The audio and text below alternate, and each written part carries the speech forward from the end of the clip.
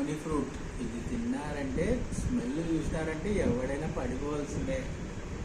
ఓకేనా? ఇది టేస్ట్ కూడా కారం ఉంటుంది, పుల్లగా ఉంటుంది. స్మెల్ చూస్తే అందుకని దీన్ని వోమిట్ ఫ్రూట్ అంటారు. వోమిట్ స్మెల్ చూస్తేనే వోమిట్ వస్తుంది. ఈరోజు నేను ట్రై చేస్తున్నాను దీన్ని.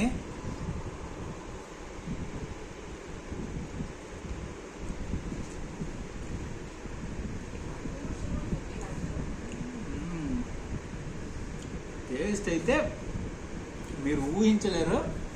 ఒక్కసారి తిన్నారంటే అయినా మీ జన్మలో తినబుద్ధి కాదు. అట్లుంటుంది ఈ ఫ్రూట్. కానీ ట్రై చేయండి ఒకసారి. చాలా మంచిది అంటారు ఈ ఫ్రూట్. క్యాన్సర్కి మంచిదంట. నా కొడుకు ట్రై చేశాడు, వాడికి కూడా చేత కావట్లేదు. నేను ట్రై చేస్తాను, తింటాను, మళ్ళీ ఇంకోసారి తింటున్నా. బాగుంది.